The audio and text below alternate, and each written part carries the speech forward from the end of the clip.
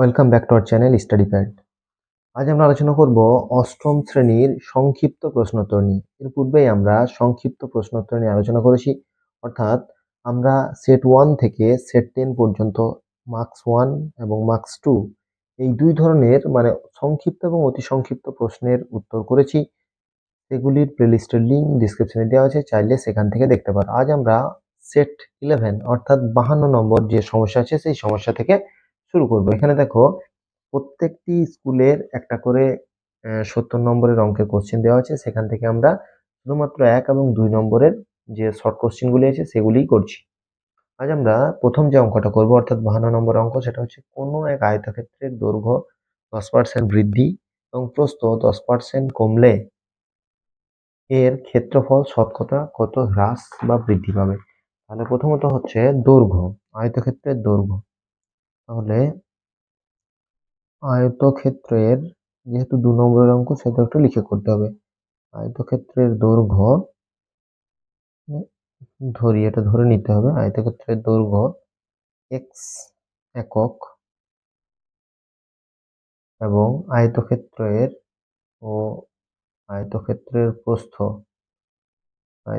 প্রস্থ ওয়াই একক। অতএব আয়তক্ষেত্রের ক্ষেত্রফল এক্স ওয়াই বর্গ একক। ঠিক আছে, তাহলে এখানে কি কি পেলাম? দৈর্ঘ্য পেলাম, প্রস্থ পেলাম এবং ক্ষেত্রফল পেলাম। ঠিক আছে, এমনি 10% বৃদ্ধি করছে, 10% দৈর্ঘ্য, তাই তো? 10% দৈর্ঘ্য বৃদ্ধি হলে এখন দৈর্ঘ্য হবে, কত দৈর্ঘ্য হবে? এক্স ইন্টু 10% বৃদ্ধি মানে 110 বাই 100, 0 0 কেটে গেল, তাহলে হচ্ছে 11x/10 একক। ঠিক আছে, 10% প্রস্থ হ্রাস পাচ্ছে। ঠিক আছে, হ্রাস হলে এখন প্রস্থ হবে। ঠিক আছে, এখন প্রস্থ হবে, কত প্রস্থ হবে? ওয়াই ইন্টু 10% হ্রাস মানে 100 থেকে 10 বাদ দিলে 90, 0 0 কেটে গেল, তাহলে হবে 9y/10 একক। অতএব এখন ক্ষেত্রফল, কত আছে? 11x/10 ইন্টু 9y/10, তাহলে হচ্ছে 99xy/100 বর্গ একক। ঠিক আছে, কত? 99xy/100 বর্গ একক। তাহলে ছিল কত? তাহলে হ্রাস পেয়েছে 99/100। তাহলে ক্ষেত্রফল হ্রাস পেয়েছে। ক্ষেত্রফল কত হ্রাস পেয়েছে? xy minus 19xy/100, 100 xy minus 99xy বিয়োগ করলে কত হবে? xy/100 বর্গ একক। এবার অ্যান্সারটা কি চেয়েছে দেখো, এখানে শতকরা, এখানে অ্যান্সারটা চেয়েছে শতকরা কত হ্রাস বা বৃদ্ধি পেয়েছে। আমরা দেখলাম কি হয়েছে, হ্রাস পেয়েছে। তাহলে শতকরা কত হ্রাস পেয়েছে? শতকরা হ্রাস পেয়েছে, শতকরা কত হ্রাস পেয়েছে? তাহলে হ্রাসটা পাচ্ছে xy/100, কার মধ্যে? xy এর মধ্যে ইন্টু 100, তাহলে হবে xy/100, xy ইন্টু এখানেও 100, 100 কেটে গেল, xy তাহলে 1%। তাহলে কত হ্রাস পেয়েছে? তাহলে দৈর্ঘ্য যদি 10% বৃদ্ধি পায় এবং প্রস্থ যদি 10% হ্রাস পায়, ঠিক আছে, সেই ক্ষেত্রে ক্ষেত্রফল শতকরা কত হ্রাস পাবে? 1%। ঠিক আছে, এইভাবে কিন্তু অঙ্কটা করতে হবে। যদি অঙ্কটি দেখে মনে হচ্ছে অনেক বড়, 5 নম্বরের অঙ্কের মতো, তাই না? এটি কিন্তু সংক্ষিপ্ত প্রশ্ন উত্তরে পড়বে। কোনো অঙ্ক হয়তো একটু বেশি করতে হবে, কোনো অঙ্ক একটু কম করতে হবে। এইভাবে কিন্তু আমাদের সমস্যাগুলোর সমাধান করতে হবে। এরপর হচ্ছে 53 অর্থাৎ 53 নম্বর সমস্যা। 53 সমস্যা বলা হয়েছে, দেখো, যে 36 লিটার ডেটল জলে জল ও ডেটলের পরিমাণের অনুপাত বলে দেওয়া আছে। এখানে ডেটল জলে ডেটলের পরিমাণ, ডেটলের অনুপাত কত আছে 1, তাহলে জল ইস টু ডেটল জলে লিখব ডেটল জলে জল ও, দেখো ডেটল জলে জল ও ডেটলের পরিমাণের অনুপাত কত আছে, অনুপাতটা কত আছে 5:1, 5:1। তাহলে মোট ডেটল জল, মোট ডেটল জল এগুলো কিন্তু সব ভেঙে ভেঙে লিখতে হবে, কত আছে 36 লিটার। তাহলে আমরা লিখলাম 36 লিটার। এবার আমাকে কি বের করতে বলেছে, ডেটল জলে ডেটলের পরিমাণ, অতএব লিখব ডেটলের পরিমাণ। ঠিক আছে, ডেটলের পরিমাণ কত হবে, ডেটলের পরিমাণ আমাকে বের করতে হবে। তাহলে ডেটলের পরিমাণটা কিভাবে বের করব, ডেটল অনুপাত কত আছে 1, অনুপাতের সমষ্টি কত 5 আর 1 6 ইন্টু 36, তাহলে 6 6 36, তার মানে হচ্ছে 6 লিটার,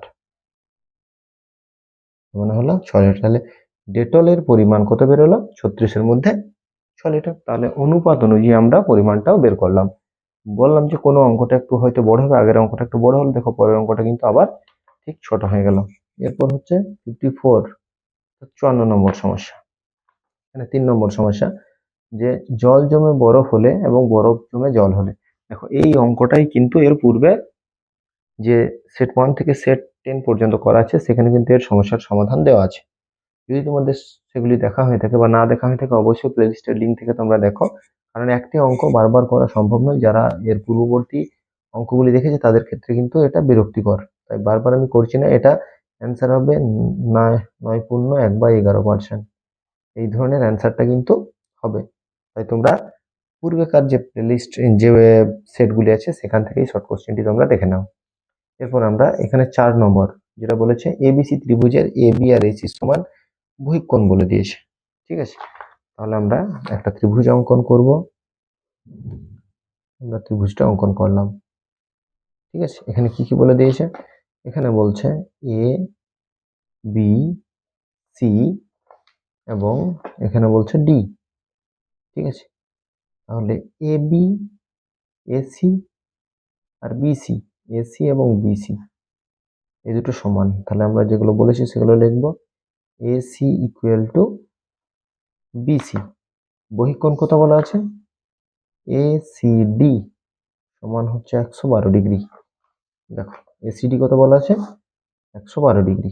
এরপর আমাকে বার করতে বলেছে কোণ এ বি সি এর মান কত, তাই না, এবিসি অর্থাৎ এই কোণটার মান কত। তাহলে আমরা জানি যে বাহু যদি সমান হয় সেক্ষেত্রে কোণও সমান হয়। তাহলে আমরা বলতে পারি এসি আর বিসি যদি সমান হয় তাহলে এ কোণটা বি কোণটাও সমান। আমরা লিখব যে কোণ A B C equal to কোণ বিএসি সমান, কারণ কি, যেহেতু এসি ইকুয়াল টু বিসি, বাহু সমান হলে কোণগুলিও সমান হয়। এবার আমরা আরেকটা কি নিয়ম জানি, একটা বহিঃকোণ সমান বিপরীত দুটি অন্তস্থ কোণের সমষ্টির সমান, মানে ABC plus BAC equal to কোণ এসিডি। বহিস্থ কোণ বিপরীত দুটি অন্তস্থ কোণের সমষ্টির সমান, এটা আমরা জানি।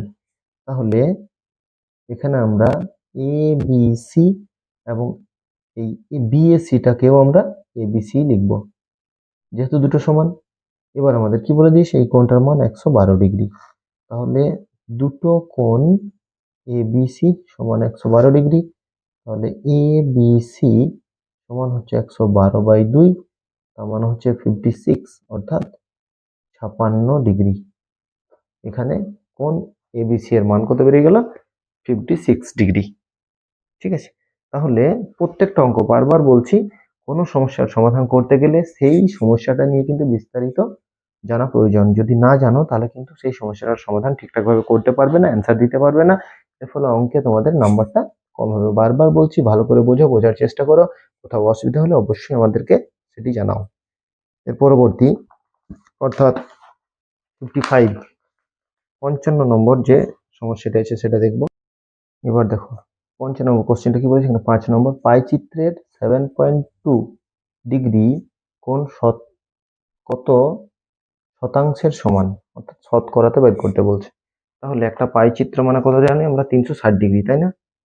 তাহলে আমরা যখন শতাংশে বের করব মানে 7.2 ডিগ্রি বাই 360 ডিগ্রি ইন্টু 100, তাই না? তাহলে এখানে আমরা কি করব, 7.2 এর জন্য আমরা কি করব, একটা নিচে 10 পাবো। কেন 10টা পাচ্ছি, কারণ এখানে দশমিক আছে, ঠিক আছে। তারপর আমরা কি করবো, এটা কাটবো, দেখো একটা শূন্য একটা শূন্য, এখানে দুটো শূন্য দুটো শূন্য, এটা কাটলে কত হচ্ছে 2, তাই না? এটা কাটলে কত হচ্ছে 2। তাহলে এর শতাংশ যদি আমরা বের করি তাহলে হচ্ছে 2%, মানে শতাংশ বলতে শতকরা বোঝাচ্ছে। তাহলে শতকরা বোঝানোর জন্য কি করলাম, 100 দিয়ে গুণ করে দিলাম। এখানে কত বলেছে 7.2, আর আমরা একটা পাই চিত্র মানে কত জানি, একটা বৃত্ত মানে কত ডিগ্রি, 360 ডিগ্রি। তাহলে 360 ডিগ্রি আমরা কি করব, 7.2 কে 360 দিয়ে ভাগ করে ইন্টু 100, ঠিক আছে। এরপর 56 অর্থাৎ 56 নম্বর সমস্যা। সমস্যা কি বলা হয়েছে, যে সরল করো এই যে অংশটা, এই অংশটাকে সরল করতে বলেছে। তাহলে প্রথমেই আমরা অঙ্কটাকে টুকে নিই। কত বলেছে দেখো, a⁴ plus a² plus b⁴ by, এখানে যেটা বলেছে a³ plus b³ into a³ minus b³, ঠিক আছে। এটাকে আমাকে সরলীকরণ করতে হবে। দেখো এটা আমাকে সরল করতে হবে, অর্থাৎ সরলীকরণ করতে হবে। তাহলে কি করব, প্রথমেই এটাকে যদি আমরা ভাঙি করতে হবে, দেখো a⁴ b⁴ plus a² b², এখানে যেটা আছে এটাকে যদি আমরা ফর্মুলায় ভাঙি তাহলে কি হবে, a প্লাস বি, এখানে কত হবে a² minus ab plus b², এটাও যদি আমরা ভাঙি তাহলে কত হবে দেখো, a মাইনাস বি, এটা হবে a² plus ab plus b²। মাইনাসে থাকলে সবগুলো প্লাস হয়, আর প্লাস থাকলে একটা মাইনাস হয়। এবারে ফর্মুলা হলে কত হবে, a² তার হোল স্কোয়ার, এখানে হবে b² তার হোল স্কোয়ার, এখানে হবে a² প্লাস b² বাই, এখানে আমরা যা আছে তাই লিখবো। তাহলে a plus B, a minus B, এটা হচ্ছে a² minus ab plus b², আর একটা হচ্ছে a² plus ab plus b²। এরপর এটাকে ফর্মুলা ভাঙবো, ফর্মুলা হলে কি হবে, a² প্লাস b² তার হোল স্কোয়ার, মাঝে প্লাস দিলাম, a² প্লাস b² ফর্মুলা কি, দুটো ফর্মুলা, একটা হচ্ছে a প্লাস b তার হোল স্কোয়ার -2ab, আর যদি আমরা এই ভিতরটাই মাইনাস দিতাম তাহলে বাইরেটা কি লিখতাম, প্লাস লিখতাম, ঠিক আছে। ঠিক অপোজিটটা, অর্থাৎ এখানে যদি প্লাস হয় এখানে মাইনাস হবে, এখানে মাইনাস হলে এখানে প্লাস হবে, মানে a² প্লাস b² এর ফর্মুলা জানতে হবে a প্লাস বি তার হোল স্কোয়ার -2ab, কিংবা a মাইনাস বি তার হোল স্কোয়ার প্লাস 2ab। এই দুটো জিনিস, দুটো ফর্মুলা আমাদেরকে জানতে হবে।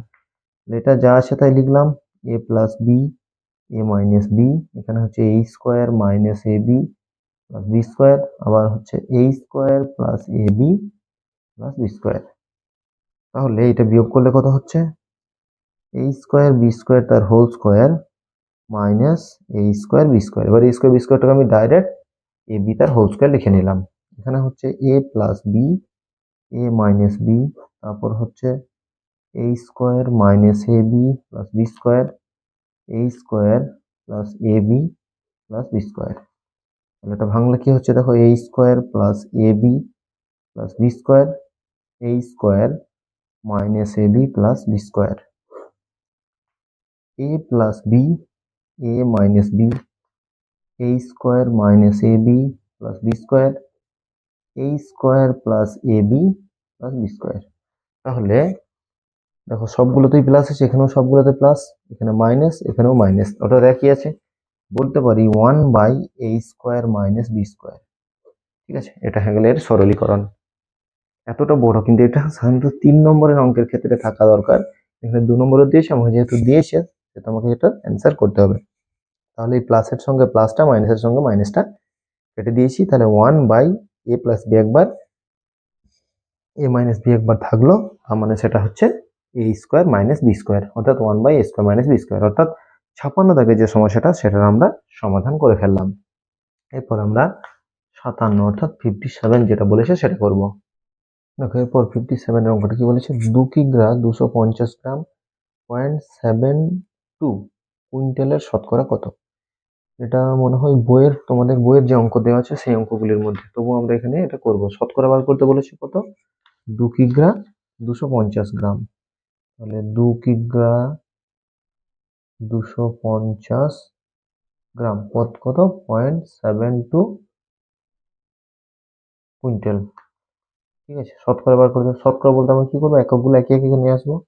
তাহলে আমরা যদি গ্রামে করি তাহলে হবে 2000, আর এটা হচ্ছে 250, তাহলে এত গ্রাম, বা এটা গ্রামে করবো কি হবে, 0.72 আছে, তাই তো। তাহলে আমরা জানি 100 কিগ্রা সমান 1 কুইন্টাল, তাহলে 100 দিয়ে গুণ করলাম, তাহলে কিগ্রাই হলো, কিগ্রাটা আবার গ্রামে করব, তাহলে হচ্ছে 1000 গ্রাম ইন্টু 100। তাহলে 2 কিগ্রা মানে 2000 গ্রাম, তার সঙ্গে 250 মানে 2250, 0.72 ইন্টু 100, তার মানে সেটা কিগ্রাতে, কিগ্রা থেকে আবার গ্রামে। তাহলে টোটালটাকে আমরা কি করলাম, গ্রামে, দশমিকের জন্য উপরে কি হবে, একটা 100 হবে, দুটোর পর দশমিক, দুটো শূন্য, এখানেও দুটো শূন্য কেটে গেল, এখানে দুটো শূন্য, এখানেও দুটো শূন্য। ঠিক আছে, এরপর এখানে একটা শূন্য, এখানেও একটা শূন্য।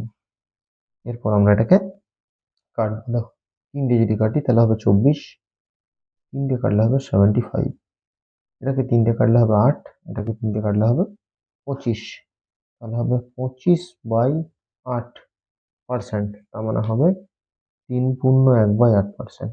ঠিক আছে, এটা হয়ে গেল অ্যান্সার, অর্থাৎ 2 কিগ্রা 250 গ্রামের 0.72 শতকরা হচ্ছে 3.1/8%।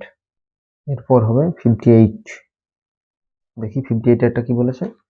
58 এটা বলা হয়েছে যে একটি সুষম বহুভুজের প্রতিটি অন্তকোণের পরিমাণ 144, বহুভুজের বাহু সংখ্যাটি কত?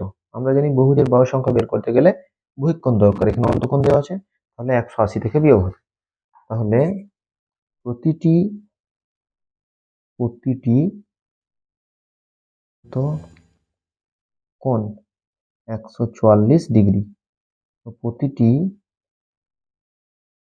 বহিঃকোণ 180 মাইনাস 144, তার মানে হচ্ছে 36 ডিগ্রি। আমাকে বার করতে হবে কি,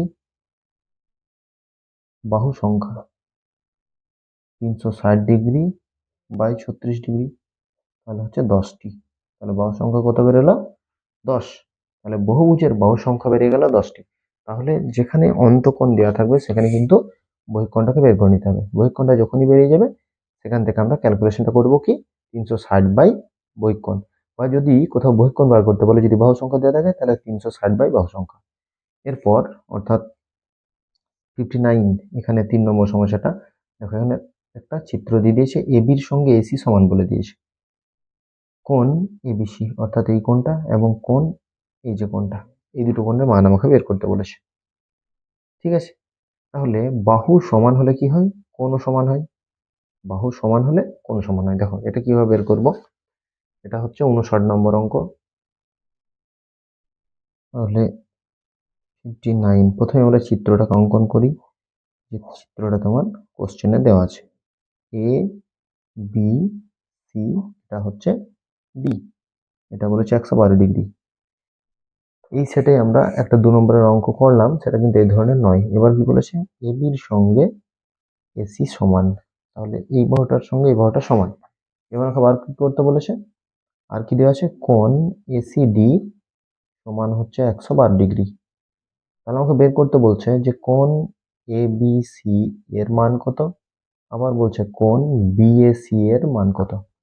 ঠিক আছে, তাহলে আমরা যদি বাহু সমান হয় তাহলে কোণ দুটো সমান, এই কোণ দুটো সমান, তাহলে আমরা বলতে পারি কোণ A B C equal to কোণ এসি বি। কেন সমান, যেহেতু এ বির সঙ্গে এসি সমান। ঠিক আছে, এটা বলে দেওয়া আছে। তাহলে আমরা এখানে এসিবিটা বার করতে পারবো, কারণ কি এই দুটো কোণের সমষ্টি কত, এক সরল কোণ 180 ডিগ্রি, বহিঃকোণটা দেওয়া আছে কত, 112 ডিগ্রি। তাহলে 180 মাইনাস 112, তার মানে এটা হবে 68 ডিগ্রি, অর্থাৎ 68 ডিগ্রি। তাহলে এটা যদি 68 ডিগ্রি হয়, তাহলে এটাও 68 ডিগ্রি, তাই না? এটাও 68 ডিগ্রি। বলতে পারি যে কোণ এ, দেখো এই দুটো সমান তো, তাহলে কোণ এ বি সিও হচ্ছে 68 ডিগ্রি। ঠিক আছে, আবার এখানে কোণ দুটো বার করতে বলেছিল, একটা অ্যান্সার বেরিয়ে গেল। আর একটা কি বলেছে, কোণ বিএসি, কোণ বি, সরি কোণ বি এ সি, মানে এই কোণটা। আচ্ছা, একটা বহিঃ কোণ সমান দুটো অন্তঃস্থ কোণের সমষ্টির সমান। তাহলে এই যে কোণ দুটো, একটা কোণ দুটোর সমষ্টি কত? দুটোর সমষ্টি 112। তাহলে আমরা 112 থেকে 68টা বিয়োগ করে দেবো, তাই না? 112 থেকে 68 বিয়োগ মানে হচ্ছে 4। ঠিক আছে, দেখো এখানে হয়ে গেল তাহলে 4 অর্থাৎ 1, তার মানে 7 আছে, কত দিলে 11 বলবো, 4 দিলে, তাহলে কত হচ্ছে 44 ডিগ্রি। তাহলে দুটো কোণের মান আমরা পেয়ে গেলাম। এই দুটো হচ্ছে অ্যান্সার, একটা হচ্ছে 44 ডিগ্রি এবং একটা হচ্ছে 68 ডিগ্রি। তাহলে দুটো আমরা এখানে সম্পর্ক কাজে লাগালাম। একটা হচ্ছে বহিস্থ কোণ সমান বিপরীত দুটি অন্তঃস্থ কোণের সমষ্টির সমান, এবং একটি হচ্ছে এক সরল কোণের মান কত, 180 ডিগ্রি। এইভাবে কিন্তু আমরা বের করলাম। এরপর হচ্ছে 60 অর্থাৎ 60 নম্বর যে 2 নম্বরের কোশ্চেনটা আছে, দেখো এখানে কি করতে বলেছে, সলভ করতে বলেছে। কত আছে, এ বাই, যেটা আছে সেটা লিখে নিই। দেখো আছে a by a square plus a b, আবার আছে minus b by a plus b তার হোল স্কোয়ার। ঠিক আছে, তাহলে এ বাই, এখানে এটা কমন নেব, এ প্লাস বি মাইনাস এখানে বি বাই, এখানে হচ্ছে এ প্লাস বি তার হোল স্কোয়ার। ঠিক আছে, এবার দুটোর মধ্যে লসাগু কত হবে, এ বাই, দেখো যেহেতু এখানে এ প্লাস বি তার হোল স্কোয়ার আছে, সেহেতু আমি এ প্লাস বি তার হোল স্কোয়ার লিখলাম। ঠিক আছে, এ প্লাস বি তার হোল স্কোয়ার লিখে নিয়েছি। তাহলে এখানে আছে কত, এ প্লাস বি, তাহলে একবার এ দিয়ে এ প্লাস বি কে গুণ হবে, মাইনাস এখানে একবার এর সঙ্গে বি এর গুণ হবে, যেহেতু এ প্লাস বি তার হোল স্কোয়ার আছে। এবার এটা আমরা যদি গুণ করি, তাহলে হবে এ square plus a B minus A B.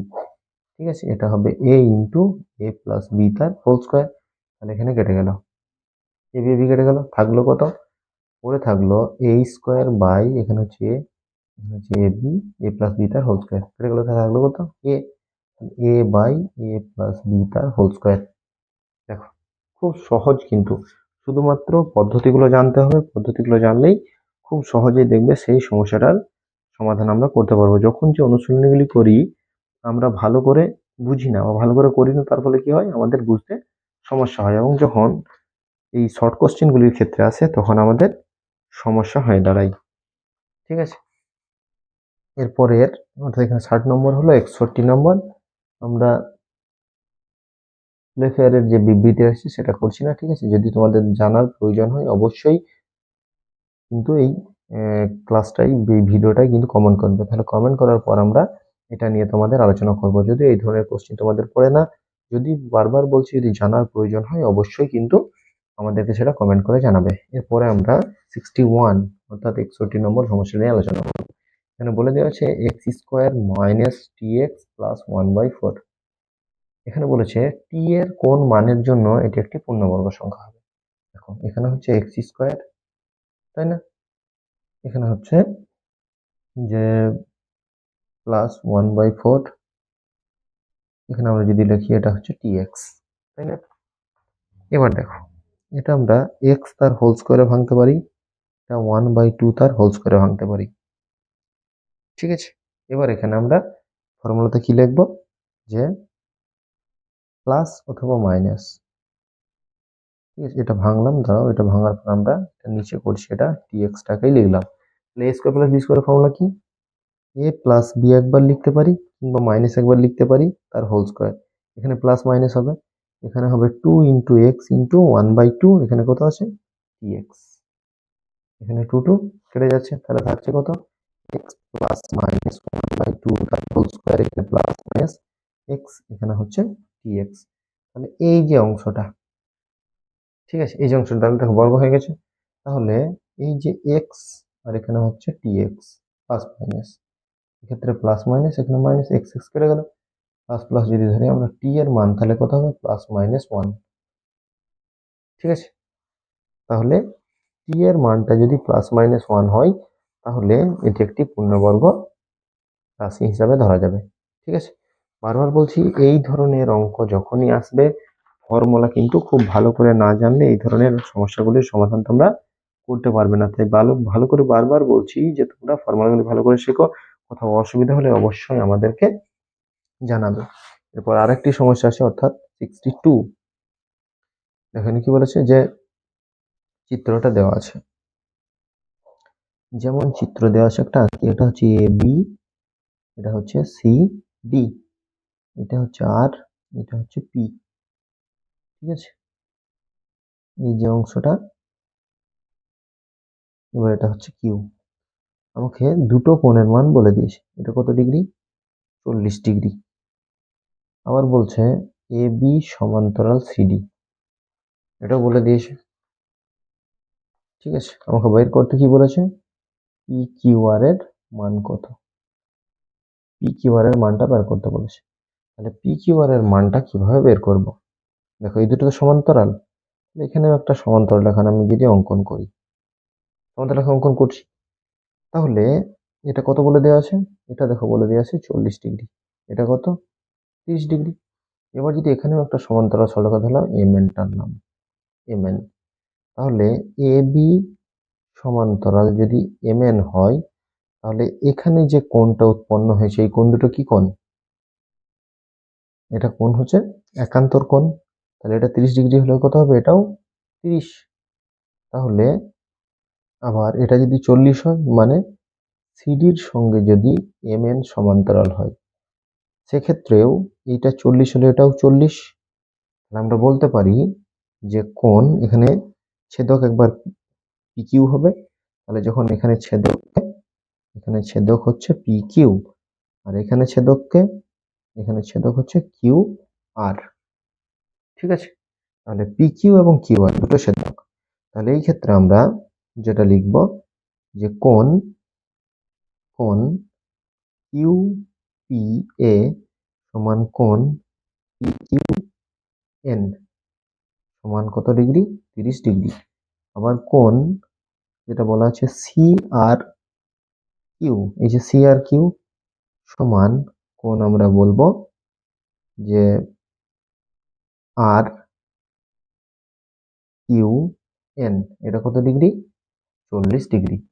যেহেতু এই দুটো হচ্ছে সমান্তরাল, দুটো ছেদক আছে, দুটো আমরা একান্তর কোণ পেয়ে গেছি। তাহলে এই কোণ দুটি আমরা যদি যোগ করি, অর্থাৎ কোণ পি কিউ আর, তাহলে পি কিউ আর মানে কি? এই কোণটা যোগ হবে, দেখো পি কিউ আর, তাহলে 30 ডিগ্রি প্লাস 40 ডিগ্রি সমান কত হবে? 70 ডিগ্রি। তাহলে পি কিউ আর এর মান কত পেয়ে গেলাম? 70 ডিগ্রি। তাহলে এই ধরনের সমস্যাগুলি করতে গেলে কিন্তু সাধারণ কনসেপ্ট আমাদের থাকতে হবে। এখানে যেমন কোন কনসেপ্টটা থাকতে হলো, যে দুটো রেখা যদি সমান্তরাল হয়, রেখাটি সমান্তরাল হয়, একটা ছেদক ছেদ করে, তাহলে যে কোণ দুটি থাকে তারা একান্তর কোণ হয়, সেই একান্তর কোণগুলিকে আমরা সমান ধরে এই সমস্যার সমাধানটা করতে পারি। তাহলে এখানে আমরা শুরু করেছিলাম 52 থেকে, অর্থাৎ সেট 11-এ আমরা 52 থেকে শুরু করে 62তে শেষ করলাম। এই সমস্যাগুলির যদি কোথাও তোমাদের সমাধান করতে অসুবিধা হয়, আরেকটি আমি সমস্যার সমাধান করিনি, সেটা হচ্ছে প্লে ফেয়ারের যে বিবৃতিটা, সেটা যদি তোমাদের জানার ইচ্ছা হয় অবশ্যই এই ক্লাসে কমেন্ট করবে, সেটা আমরা তোমাদের বুঝিয়ে দেওয়ার চেষ্টা করব বা তোমাদের বিবৃতিটা দেওয়ার চেষ্টা করব। আর আমাদের চ্যানেল নতুন হলে অবশ্যই চ্যানেলটিকে সাবস্ক্রাইব করবে পরবর্তী ক্লাসগুলি পাওয়ার জন্য। আর আমাদের চ্যানেল ভালো লেগে থাকলে বন্ধুদের মধ্যে শেয়ার করো, যাতে তারাও উপকৃত হয়। আজ এই পর্যন্তই, পরবর্তী ক্লাস নিয়ে খুব শীঘ্রই হাজির হব। তখন পর্যন্ত সকলকে ধন্যবাদ। সবার দিন শুভ হোক, ভালো থাকো, সুস্থ থাকো, ভালো করে পড়াশোনা করো।